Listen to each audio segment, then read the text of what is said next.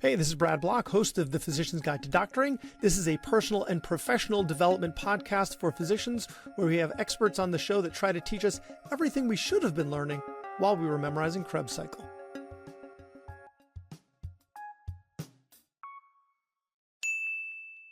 Welcome back to the podcast. On today's episode, we're going to talk about something that's super important to every single one of you, your well-being. And we're going to be speaking to an expert on specifically physician well-being. So we have on today's episode, Dr. Colin West. He's the director of the Mayo Clinic Program on physician being and was named the first medical director of employee well-being for the Mayo Clinic in 2022. His research is focused on medical education and physician well-being and has been published in Lancet, JAMA, Annals of Internal Medicine, and JAMA Internal Medicine, among others. So Dr. West, thank you so much for being on the podcast.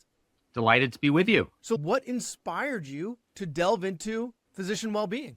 I actually don't have a Marvel Comics origin story in this area. I will be honest and say that throughout training, I was pretty much a put my head down and get through it kind of person. Okay. But one thing that I have been good at over my career is being observant of what's going on around me. And I certainly internalized that there were aspects of our training and working environments that were suboptimal, to say the least. And when I was a chief medical resident, things shifted a little bit because I was in a little bit more of an administrative role. We have a very large set of training programs at Mayo in Minnesota.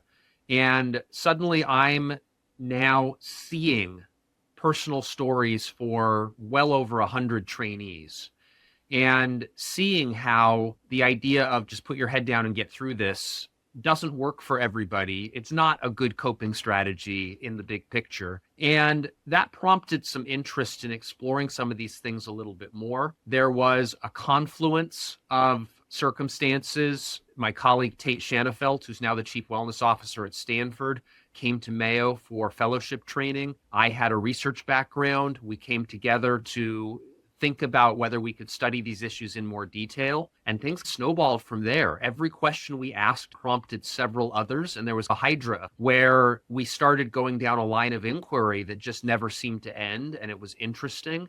And I think even more important than that, not only were we interested, but we started to see that this was relevant to the entire profession in a way that needed more attention. And we'll talk about this later. There was actually a deep sense of meaning in pursuing this work to try to understand how we can help people thrive and flourish, as opposed to languishing or wallowing in suboptimal function. Because I'm sure you can see its direct impact with people, right? Like people you know and respect suffering in their positions while trying to take care of other people. And you think, I've got some answers here. I can help this person, right? So there's this. It's not just an abstract problem to solve with unclear applications down the road. Like this has immediate impact on people and love. Yeah, I think that's exactly right. And as this has evolved, that's been one of our ongoing driving motivations, is that this is something that can help dedicated, passionate people who want to help other people, help patients, support their colleagues, actually achieve those objectives more effectively. And that's incredibly rewarding. I apologize. I'm not going off the questions for this, but what were some of the more surprising findings when you started looking into this? I think what's interesting about my answer to that question is the things that were surprising at the beginning, people are going to think about now as, why were you surprised by that? Which I think reflects that we've evolved in the field. In the last 20 years, we've learned a ton. And you start to lose track of, as recently as 20 years ago, we didn't know these things. And so the first big one relates back to a comment that we would get regularly in the early days of our work in this area, which was, why are you worried so much about distress in medicine?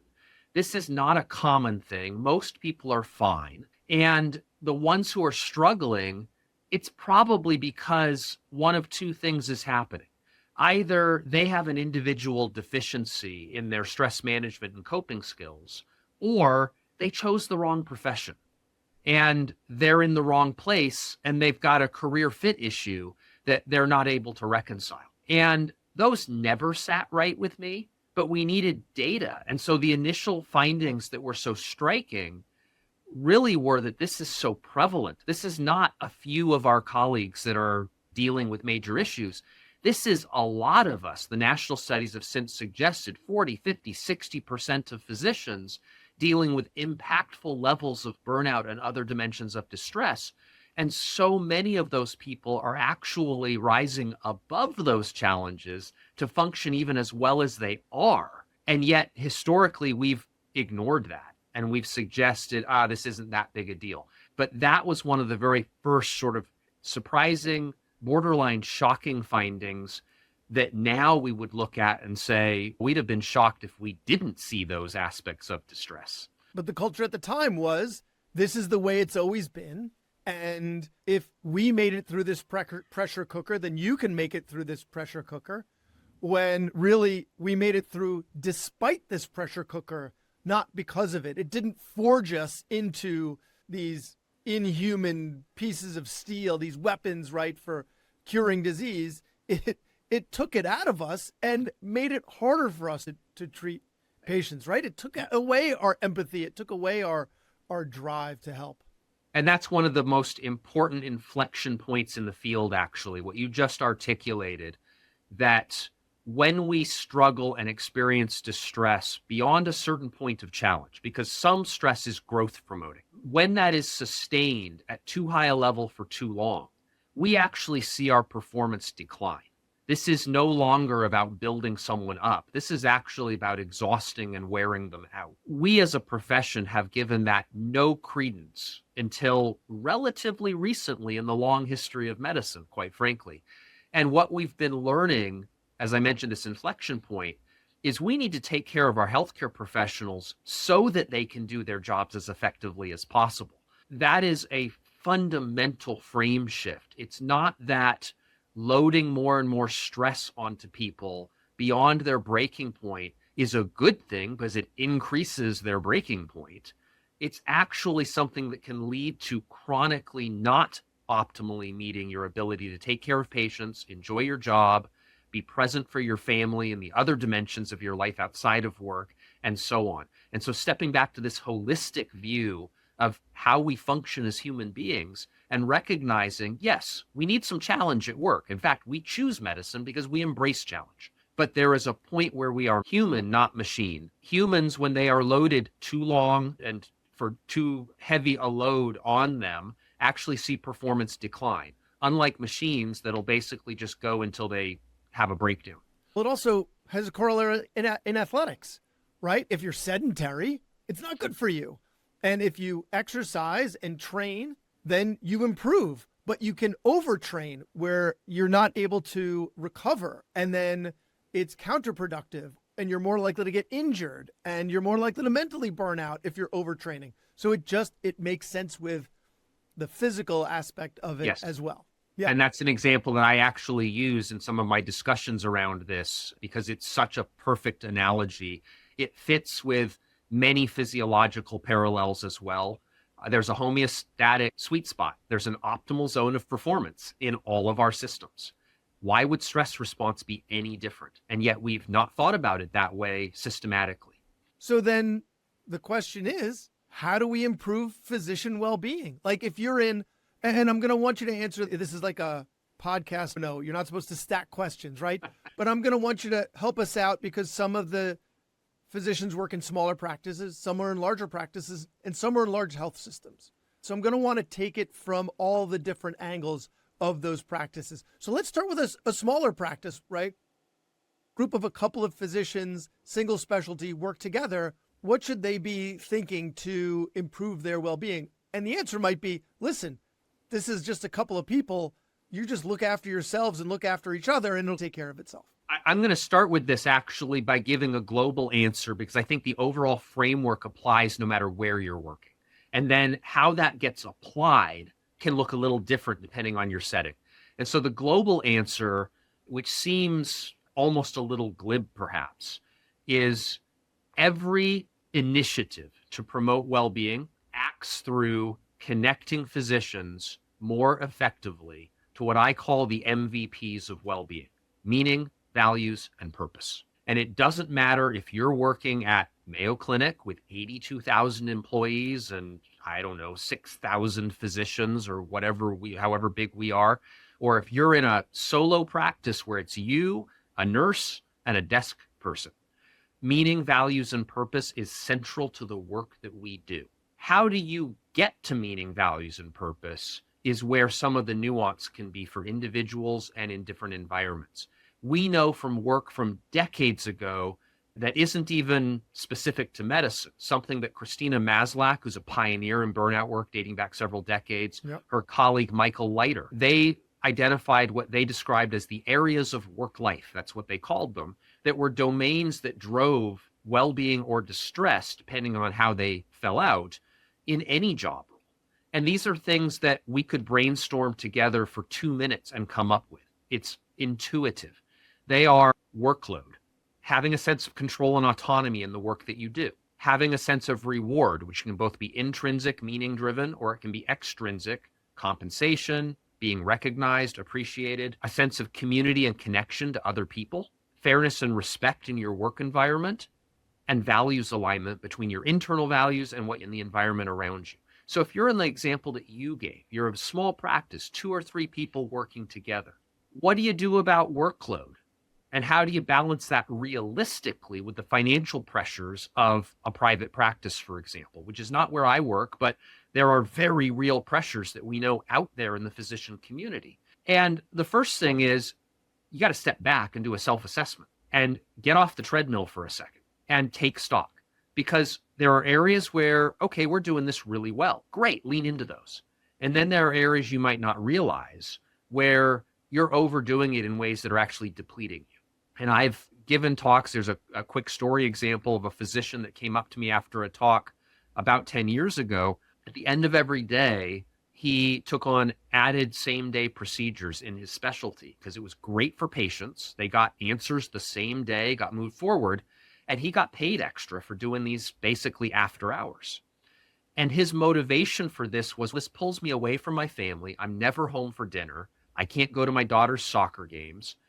But we're putting the extra money that I earn into a Disney World fund for the family. It's going to be a winner. And he came up to me because I was giving a well-being talk, and we talked about delayed gratification and the idea of always dangling the carrot out in front of us.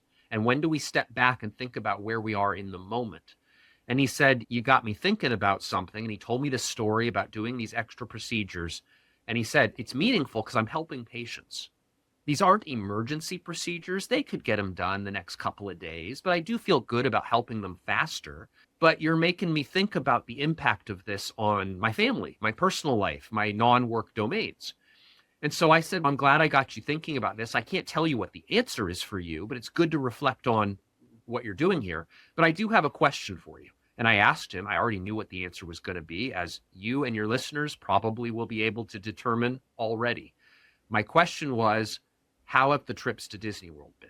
And of course, the answer was, after something like 2.5 years of accumulating thousands of dollars of extra salary for these extra procedures, they'd never made the time to go even once. Wow. And you're going to be spending all that time in line, right? It's going to be hot. They're going to be complaining. Their feet are going to be sore, right? Maybe a different location would have been a good, but I'll give you one other quick, not to soak up all of our time. So I'll just pick one other example from those areas of work life: community. If we think about community as really more about connection to other people, and maybe even aspiring to a sense of belonging to something bigger than yourself, it doesn't matter if you're in a practice of 2 or 3 people or a practice of 2,000 or 3,000 people. We are really good at getting isolated in our workflows and feeling alone no matter who's around us. Yeah. And across medicine, we don't share cases. We don't just have the water cooler conversations. We go in, we're super busy, we're documenting, we get our work done. And I'm in Minnesota, so I'm going to use a Minnesota analogy here. We're gophers popping in and out of our gopher house. And that is isolating. And we know that loneliness and social isolation are major problems across society. And we fall prey to that in medicine as well.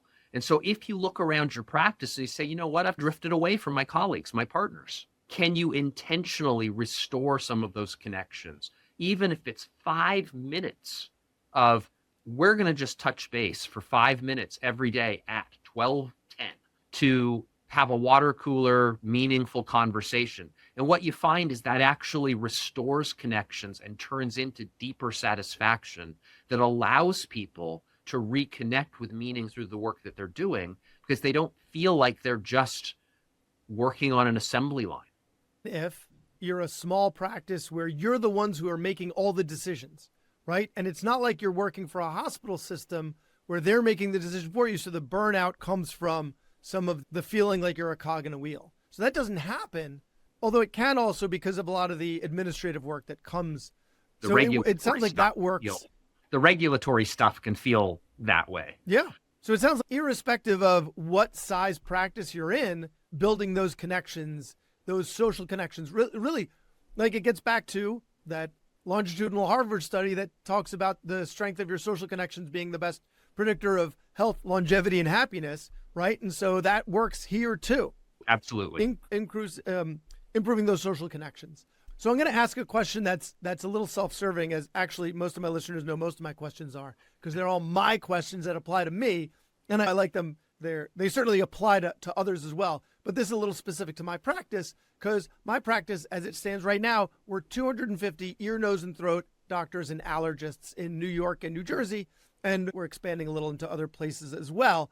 But we're physician-run, right? Like our C-suite is non-physicians, but the board is all elected physicians who all see patients full-time. So they're not going to do anything that creates some admin burden to apply to the other physicians that's going to make their lives worse. So everything they do is about improving their own quality of life. It's our practice. So if I sound like an evangelist, I am. If you're an ENT and you want to join us, do it. It's awesome. Okay. We don't have a physician well-being anything right now. So if I was going to offer the idea up to the board, what should I include? What in terms of the proposal? Yeah, what Or in terms of, justification? yes, like having a physician well-being liaison, like a physician that just, does things with an eye on physician well-being, or we're going to start a committee or something along those lines, a department. What should we have our eyes on? Yeah, so I think one of the key points there is getting people to understand and embrace the concept of how this helps you achieve greater potential as a practice, as individual physicians, better able to connect with patients, and so on. And it's uncommon, it might be a unicorn actually, for a practice to have no well-being issues and no needs to have additional attention to being concerns. If you're in that setting, then maybe you don't need a well-being liaison because you've already set up a practice that actually meets this. And if that's the case, you guys need to be writing about it and sharing it and assessing it because other people need to learn from it. That is the exception across American medicine. The reality in most practices is even when many things are going well, there are areas that can always improve. And from a leadership perspective, the reason to do this is not just so that physicians can have easier lives or Friday spa day or less hours or whatever. You have business reasons to do this beyond the moral arguments. Why wouldn't we want every employee, every worker in an environment to experience the best possible working environment? Why wouldn't we want that from a moral standpoint? Beyond that, we know that distress in the workplace, dissatisfaction in the workplace leads to turnover, less retention. That's incredibly expensive because in medicine, you build cadres of patients. You build relationships. And when you move, those relationships are fractured. And it's incredibly disruptive for physicians as well. Most physicians don't want to be migrant workers, so to speak, in the profession. They'd like to put down some roots, be part of a community, and enjoy what they're doing as their families thrive along with their practices. Retention is something that gets practices' attention, especially since the pandemic when we've had staffing issues across the country. So it's not just about your physicians, about your entire team. And there are dollar amounts that go along with this. The American Medical Association has models, and we've done studies in partnership with the Harvard Business School that demonstrate we're already paying for well-being concerns. They're just not part of any of our budgets. And so it's like having a vampire drain in your electrical system, and then you get the bill every month. Like, why am I paying this really big electrical bill? Okay, I guess I'll just keep paying it. It's silly to never look for why your expenses are as high as they are. You got to look at, how do I optimize my practice to retain people, have them operating on all cylinders at the peak of their potential, and doing that in a way that is sustainable and restorative, not depleting. All of those arguments, the literature is out there. And then it's about making the case for leaders about how this serves their interests as well. As a leader, as a member of the C-suite, what do you want for this practice? Being supports every one of those goals. So if I'm hearing you, one is our staff, right? Make sure that our staff is, because it sounded like you weren't just referring to the physicians themselves, but you were referring to everyone else that works with us at the practice. We want to retain them because when they go, it's a big point of friction and it's expensive. Like, our lives get harder when we're working with someone new who doesn't really know how everything's working. We got to train them over again. So it's a mental cost and it's expensive. We want them to be happy. On top of what you said earlier about the social connections, because if they felt like they were part of the team, then they would be less likely to leave and our connections would grow and we'd all feel like a more connected unit that makes us all happier. There's that aspect of it. And then there's also the individual physician aspect of it. When you said firing on all cylinders and operating on all cylinders, it sounds like the question that we should be asking our doctors is, how are you spending your day? How are you spending your time? And what are you doing that we could have someone else doing, right? Because if we have someone else doing it, maybe you could see one or more patients a day, and that would pay for whatever that is that you're now no longer have to do. And you're getting more revenue. The practice is getting more revenue. So what are these things that are sucking up some of your time that you would rather not be doing that maybe we could get someone else less skilled to do? Is that correct? That is absolutely a major part of the equation. Have people do more of what connects with meaning, values, and purpose in their work. And for most practicing physicians, it's not the patient care that drains us. We like taking care of patients, helping people connect with better lives. That's intrinsically meaningful. Yeah. It's the noise around that. It's the hassle factors. There's a paper from New England Journal a number of years ago that Melinda Ashton wrote that talks about gross initiatives. And gross stands for getting rid of stupid stuff. And we all could point in any of our practices to things that we do that are bureaucratic silliness. And it's not just that they're annoying. It's that they actually distract our energy from what really matters about the work that we do. And there are huge costs to that in terms of the energy that we have for our work and for our non-work obligations, and how we can bring that to bear to help patients better.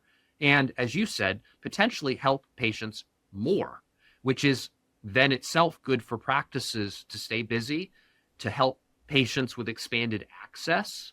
And when you do have situations where you really need to be connected in a deeply empathic way with a patient's situation, that you actually can tap into those reserves because you're not operating on fumes. And that's really what burnout is all about, this emotional exhaustion that is key to it. These aspects of depersonalization where you have a hard time connecting with other people on a human level. Those are antithetical to everything that medicine is about. And physicians who experience those feelings cannot connect with the reason that they've chosen this profession in the first place, which is tragic. And yet it's also an opportunity for us to say, yeah, we don't want that. We want our physicians to be able to do what's meaningful because they chose this profession for honorable reasons. And as you said, I'm going to go back to the first piece, medicine is a team sport. We cannot do what we do without the people around us on our teams. And if we can elevate that team structure so that everybody feels like they're contributing to the greater good, then suddenly everybody's part of a virtuous cycle instead of a vicious cycle. There's a big focus now on coaching as well, right? And I'm wondering, because there's the intervention of small group programs and mindfulness, where there's research that shows that the mindfulness in the small group programs help, right? And then a lot of people are doing coaching now. I'm wondering, is group coaching kind of the confluence of all of those things? And does that sound an intervention that would have a significant return on investment?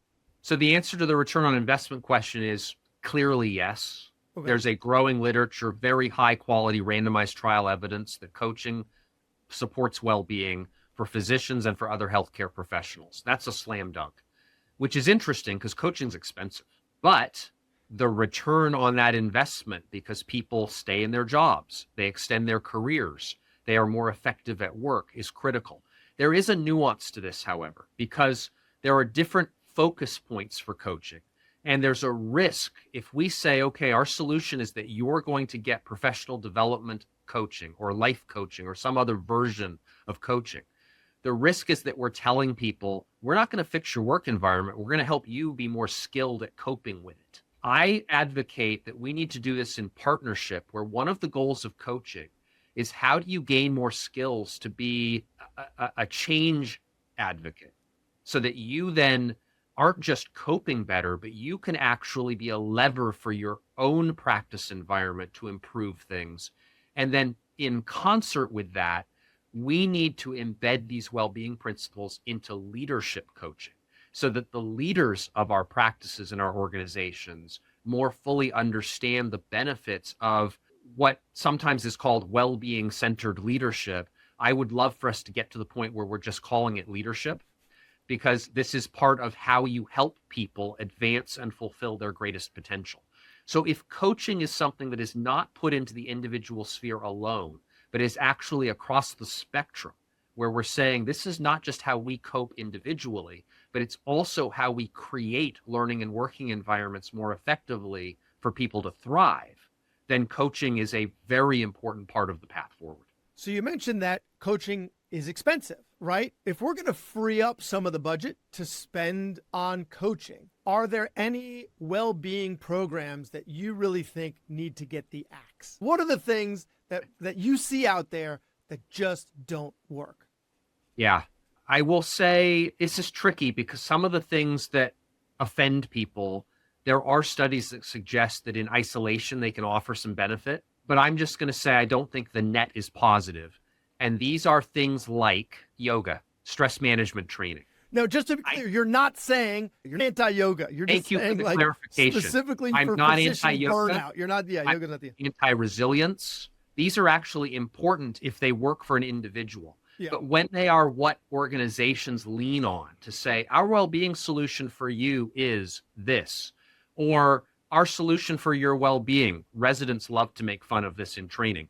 Our solution for your well-being is that we threw you a pizza party.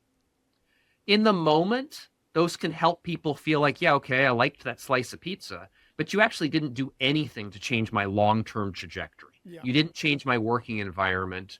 And sometimes people will even lean in more from a leadership standpoint and say, you should simply exercise more gratitude. And cynically twisted to a version of the beatings will continue until morale improves. You're lucky So you're here. those are the You're kinds lucky of- we let you into our program. Absolutely. You should feel privileged. And that's weaponizing professionalism in a way. Danielle Ofri has written about that, where there are short-term studies that suggest in isolation, those can actually be beneficial. But I think they send the wrong message unless they're part of a much larger menu where people at the individual level can see that their practices are trying to make bigger changes. And then you say, okay, I'm going to bring my best self to my work. I'll do my part because I see that you're trying to create an environment that's better for everyone. We're in this together. That's the menu. If it's, yeah, you know what, we'd love to do more, but you just need to be able to cope better, so we're going to send you to resilience training, that's when people shut down. It's the same thing that we talk about on the show with regards to your staff, treating your staff. If they feel like you care about them as people, not just the person who checks the patients in and checks their insurance, but the person who extends to a larger person outside of work with interests and family and friends. If you care about this whole person, they're going to be a better performer at work because they know that you care about them and you're looking out for them. And you have to demonstrate that you care about them and you're looking out for them. So the same thing goes for us as physicians, right? So the physician leader need to demonstrate that they are looking out for the person and their well-being and their partners in it. And that's to your point, like identifying earlier when you said identifying their points of friction where their time is being used inefficiently and finding ways that they can use their full self, the whole physician in their best capacity. So this is all such fantastic advice for individuals, institutions and physician leaders to hear. So if they want to learn more about you and all the work that you're doing on physician well-being, where can they find you? Yeah. So if you want wonky research, then just do a PubMed search on Colin West. I'm also on a variety of social media channels where I post a weekly Wednesday thread on various topics on Twitter, on Blue Sky. I have a LinkedIn account. Those are the main places where I cross-post things. And hopefully people will look at this podcast and share some of the content and look at others as well beyond me who are really trying to improve the environment across all of health professions, because there's a growing literature out there on so many different dimensions, and there are advocacy groups about things we haven't even had a chance to touch on, destigmatizing mental health help seeking and things like that have been real problems in medicine. And so I think a simple internet search for physician well-being actually isn't a bad start to start going down some rabbit trails of really important work. Some other big names for additional support: Chris Sinsky, Tate Shanafelt, Lottie Derby. There are lots of people that have been working in this area, and increasingly this is easier to find, and it's becoming societally understood that if we want our healthcare system to serve us collectively as a society the way we need it to, we've got to start taking care of the people who deliver that care better. And back to the beginning, what has shocked me or surprised me from the very beginning, that's not intuitive, because this is almost golden rule kind of stuff. And yet sometimes in healthcare, we've been separated. And it's very clear: you take care of the people, they take care of the mission. Business understands this. Medicine's been a little slow on the uptake, but we have an opportunity here to get this right. Listen, we still use fax machines and pagers, and we just went computerized like 10 years ago. So we're a little slow on the uptake, but we're getting there. And thank you for all that you do to help us get there. So Dr. Colin West, thank you for your time and all you do for our profession. My pleasure. Thank you. Thanks for listening. So please share it or like it or comment on a social media post or write us a 5-star review. Thank us again for listening to The Physician's Guide to Doctoring.